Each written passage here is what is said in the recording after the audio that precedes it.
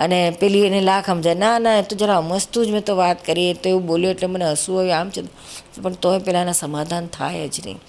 અને ભૂલે જો કે બીજી 1 વાર 2 વાર 3 વાર જો પેલાની જોડે એને ક્યાંક વાત કરતા જોયું, બસ આનું ચાલુ થઈ જાય શંકા. અને પછી એને એમ જ થાય કે આ બેને કંઈ હતું જ, કંઈ છે જ. અને એના પરિણામ એટલા આવે કે પછી તો એને વાતે વાતે શંકા આવી. કોઈ પણ પુરુષ જોડે વાત કરતી હોય તો એને શંકા આવ્યા કરે કે આની જોડે એને કંઈક હશે, આની જોડે. એવું સ્ત્રીઓને પણ હોય છે. શું કે જરાક આમ કોઈ બીજી સ્ત્રી જોડે જરા પુરુષ આપણું તનસ બનસીને વાત કરતો હોય, અથવા જ્યારે વધારે વાર વાત કરતો હોય, તો પછી એને અંદર શંકા પડે કે આને કંઈક છે, આની જોડે કંઈક છે. એટલે એની જોડે પોતે છે તો જાત જાતનું ચાલુ કરી દે. અને કચકચ એટલું બધું ક્લેશિત વાતાવરણ થયા કરે કે ના પૂછો ને વાત. અને એના માટે એને છે તો એટલું એનો જીવનમાં પોતે ઝેર પણ થઈ જાય. અને ધારો કે આ પોતે નજરે બી જોયેલું હોય, સાચું હોય, પોતાના હસબન્ડે પોતાની સ્ત્રીને કોઈનું લફરું જોયું બી હોય નજરે, તો મેં શંકા કરવાનું શું કારણ છે? શંકાથી પોતાને બળતરા થશે, ભોગવટો આવશે. શંકા ના કરો, કાં તો એનો ઉપાય કરો. તમને દેખાયું છે નજર છે, પણ એને પછી અંદર ભોગવટો લેવાની જરૂરત નથી. અને કંઈક ડાપણથી વિચારીને એનો કંઈક નિકાલ લાવવાનો છે. વાઈફે હસબન્ડનું જોયું કે હસબન્ડે વાઈફનું જોયું, ઘણાના જીવનમાં બને છે બી, એવું નથી બનતું એવું પણ નહીં. પણ તેનો પછી પોતે એમ થામતા 2 મહિને પોતે દુઃખી થાય અને વિચાર આવ્યા કરે કે હવે આમ કરવું હશે, પેલીને ઘેર ગયા હશે, આજે મોડા થયા એટલે શું કરતા હશે ને, આમ છે ને તેમ છે ને. જે હોય મૂકને, તું તારો અત્યારે બગાડીશ નહીં જે કરતા હોય. પણ એનાથી કે સોલ્યુશન નથી આવતો. શું આમાં જરાય સોલ્યુશન નથી આવતું અને જિંદગી બગડે છે. બહુ એક્સ્ટ્રીમ કેસ એક દાખલો આપું છું, જે મારે સાચો હકીકત બનેલી છે.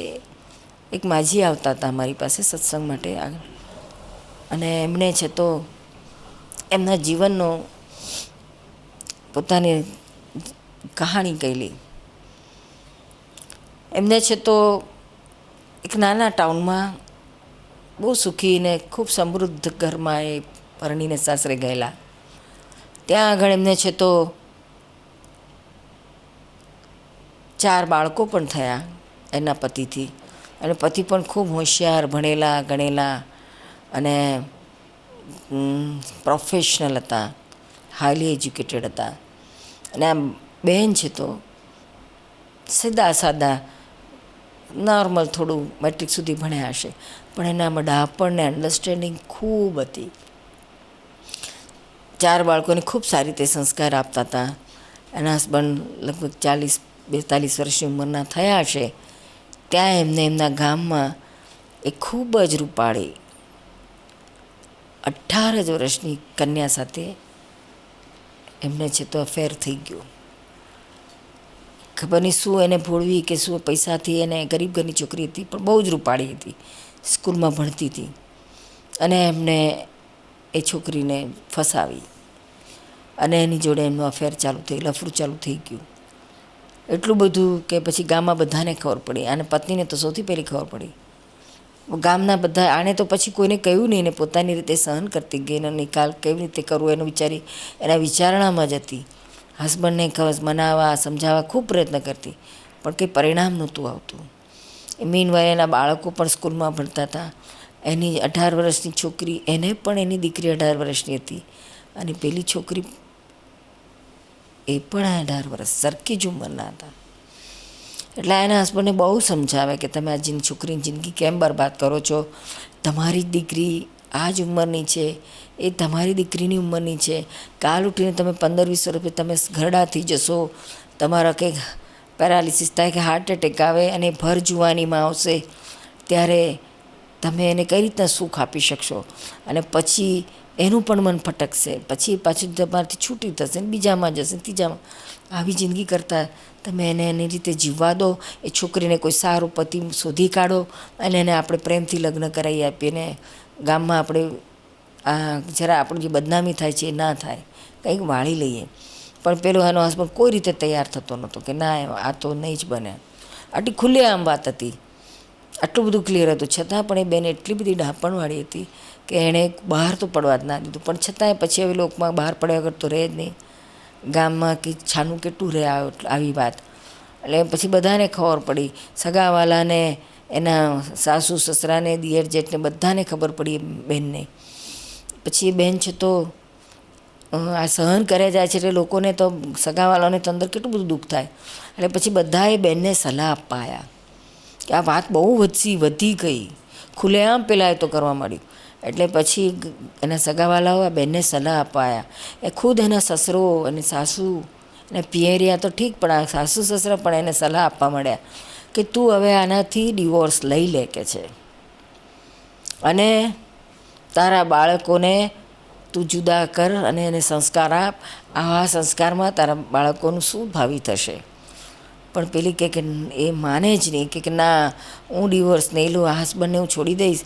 અત્યારે તો ભલે હું છે તો ગુસ્સામાં ગમે તેમ તું તોરીમાં છોડી દઈશ, પણ પછી એકલા જીવન કાઢવું કેટલું અઘરું છે કે છે. ગમે એમ થાય તો એ ભાઈ રાત્રે ઘેર આવે જ છે ને, કારણ કે છોકરા એના છે, ઘર એનું છે.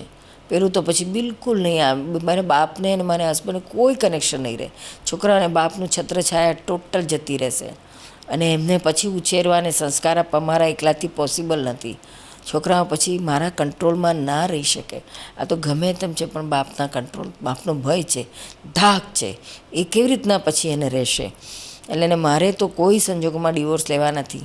પછી બધા એમને એને પછી ભય બતાડે, લાલચ બતાડે કે તું પેલીને બધું આપી દેશે, તારી પાસે આટલો બધો પૈસો છે, આટલો બધા પ્રોપર્ટીઝ છે, ધીમે ધીમે બધું પેલીને આપશે અને તને છે તો ખાલી કરી નાખશે.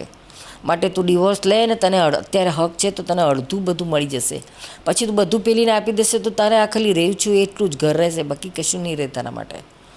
પેલી કે ના, એમાં મારે સાંભળવું જ નથી.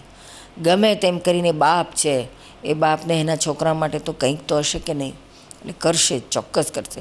અને એની મને ચિંતા નથી. મને તો એટલું જ છે કે છોકરાઓ સંસ્કારી થાય, ભણે ગણે અને લાઈન પર લાવી જાય તો બહુ થઈ ગયું કે છે. મને એના બાપની પ્રોપર્ટીની જરૂર નથી. એટલે આવી રીતના એને ખૂબ અંદર બહુ મંથન કરીને આ બેને આ બધા તારણ કાઢેલા હતા. અને એણે ના જ માન્યું એને.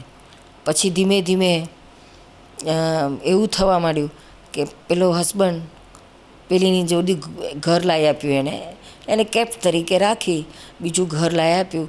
એ ઘરમાં એ પેલી રહે અને વધારે વખતે ત્યાં જ રહે, ઘરે હાર્ડલી આવે. પછી તો ઘરે આવતો પણ બંધ થઈ ગયો, ત્યાં જ રહેતો હતો પેલીની સાથે જ. આવે તો ક્યારેક આવે, નહીં તો નહીં. હવે આને બિચારીને બહુ, બેનને બહુ અંદર તો ભગવટો બહુ હતો, પણ એ બહુ જ ક્ષમતા હતી ને ડાપણથી પોતાના બાળકો પર કોઈ પણ જાતની ખરાબ અસર ના પડે એવે, એટલે કોઈ પણ આક્રોશ કે ક્લેશ કે કંકાસ કે ત્રાગુ તાઇફો કાંઈ ઘરમાં કરે નહીં. અંદરને અંદર જ પોતે બહુ ક્ષમતાથી, ડિપ્રેશન વગર, સમજણથી સમાધાન લાવીને જીવતી હતી અને બાળકોને ભણાવતી હતી. પછી એમ કરતાં કરતાં એક વખત એવું થયું કે એના સસરા ઓફ થઈ ગયા. એટલે નજીકમાં સામે ઘેર રહે સસરા, એટલે પેલા સસરા ઓફ થઈ ગયા.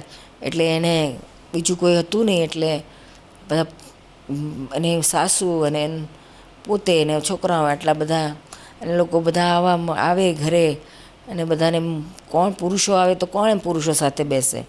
એટલે એણે એના હસબન્ડને કેવડાવ્યું અને પછી એની સાથે ફોન પર વાત કરીને ખૂબ સમજાયા કે હવે આવા ટાઈમે તો તમારે ઘેર આવવું જ જોઈએ અને બાને આશ્વાસન આપવું જોઈએ. બધા પુરુષો મળવા આવે તો બાને થોડી કંઈ વાત કરે, પુરુષો મળવા આવે એની સાથે કોણ વાત કરે, એટલે ઘરમાં એકાદ પુરુષ તો જોઈએ ને. એટલે તમારે એટલીસ્ટ આવીને બેસો, આવા પ્રસંગમાં તો તમે આવો. હું તમારે કોઈ પણ ફરિયાદ મારી નથી અને કોઈ પણ તમારા માટે મને કમ્પ્લેન નથી, ને તમને એક પણ અક્ષર નેગેટિવ કોઈ નહીં બોલે, એની મારી જવાબદારી. આટલું બધું એને બાહેધરી આપી. પછી પેલું ભાઈને થયું કે ના, હવે જવું જોઈએ. એટલે પછી રોજ આવતો થયો અને એના ઘરે પછી આવતો થયો. પછી એણે એના હસબન્ડને પાછો કન્વિન્સ કર્યો કે આપણે બે ઘર રાખવાની શી જરૂર છે કે છે. એક્સ્ટ્રીમ છે આ સહનશક્તિનો, સ્ત્રીનો એક્સ્ટ્રીમ દાખલો છે, આવો જોવા ના મળે. એણે છે તો પોતાની હસબન્ડને કન્વિન્સ કર્યા કે ભાઈ આપણે બે ઘર નથી કરવા, તમે છે તો તમારી સેકન્ડ વાઈફને અહીંયા લઈ આવો અને એની સાથે રહો એ તમે બે એક બેડરૂમમાં રહો, હું બાળકો સાથે બીજી રૂમમાં રહીશ. હું એને મારી બહેનની જેમ રાખીશ અને એને જરાય દુઃખ નહીં પડવા દો, અને એક પણ કમ્પ્લેન મારા તરફથી નહીં આવે. પણ તમે આ ઘરમાં જ રહો, એટલીસ્ટ બાળકોને બાપનું છત્રછાયા મળે અને હૂંફ મળે. એમ કરીને પછી ધીમે ધીમે એણે એના હસબન્ડને પણ કન્વિન્સ કર્યા અને હસબન્ડ માની ગયો. અને એક જ ઘરમાં એણે પોતાની સાથે પોતાની શોખને રાખવા માંડ્યું.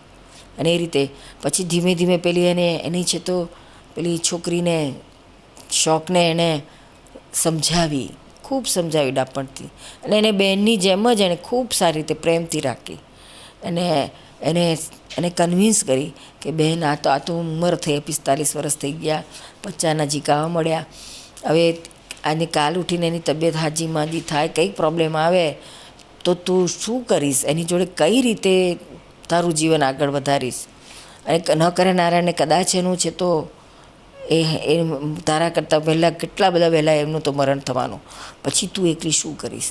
સમાજમાં બધે ક્યાં તને સ્થાન મળશે કહેવાય? એટલે એના કરતાં તું એક કામ કર, હું જીવતી છું ત્યાં સુધી તું ભણી લે અને તારા પગ ઉપર ઊભી થા. હું તને બધો સપોર્ટ આપીશ. આ ઘર તારું જ છે, હું તો જ મારી બહેન જ છું, બધું જ તું છે. અને એમ કરીને એને કન્વિન્સ કરી અને પોતાની દીકરી જોડે એને પણ સ્કૂલમાં ભણવાનું ચાલુ કરાવ્યું. બોલો કેટલી ઊંડી સમજણ છે બેનની. એને માટે ખરાબ ભાવ તો નથી થયો એને, પણ ઉપરથી એને પોતાની દીકરીને જેવું ભણાવે છે એવું એને પણ ભણાવો કે એના ફ્યુચર માટે શું થશે. અને એક જ ઘરમાં એને હસબન્ડ આ છોકરી સાથે રહે અને પોતે પોતાના છોકરા સાથે જુદા રહે, એક જ ઘરમાં જુદી રૂમમાં સૂઈ જાય. કેટલું બધું માણસ, કોઈ પણ સ્ત્રી આ વસ્તુ તો સહન ન જ કરી શકે. છતાં આ બેને ખૂબ ડાપણથી આ કયું એની જાતનું હૃદય હશે કે આ ખરું અંતર તપ એણે કર્યું. અને અમુક વર્ષો પછી એને ભણાવી, પછી કોલેજ કરાવી, પછી ખૂબ હાયર એજ્યુકેશન લગાવ્યું, BA MA, પછી MAd કરાવ્યું, BA MAd કરાવ્યું. પછી એને જો તો મોટા શહેરમાં કોઈ સારી સ્કૂલમાં એને ટીચરની જોબ અપાઈ અને છોકરીઓની સ્કૂલમાં બોર્ડિંગ્સમાં એને છે તો વોર્ડનની જોબ અપાઈ. દાદા ભગવાન પ્રેરિત નિષ્પક્ષપાતી ત્રિમંદિર, વડોદરા. અમદાવાદ સુરત નેશનલ હાઈવે પર આવેલું આ નયનરમ્ય ત્રિમંદિર. 3 મોટા સંપ્રદાય આપણા હિન્દુસ્તાનમાં ચાલે છે. એક તો વૈષ્ણવ સંપ્રદાય, શૈવ સંપ્રદાય અને જૈન સંપ્રદાય. અને અંદર એકબીજાને મતાંતર અને જે રાગ દ્વેષને કશાયો હોય છે એમાંથી નીકળવા માટે બધાને એક જ પ્લેટફોર્મ પર મૂક્યા છે. ભગવાનની વિશાળ પ્રતિમા જોતાં જ અંતર ઠરી જાય.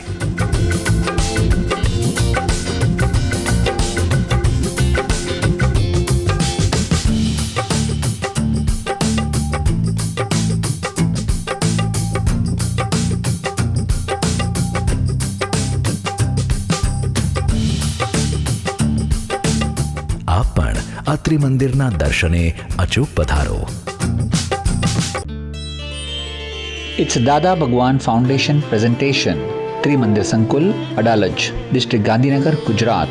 Phone 9327 010101.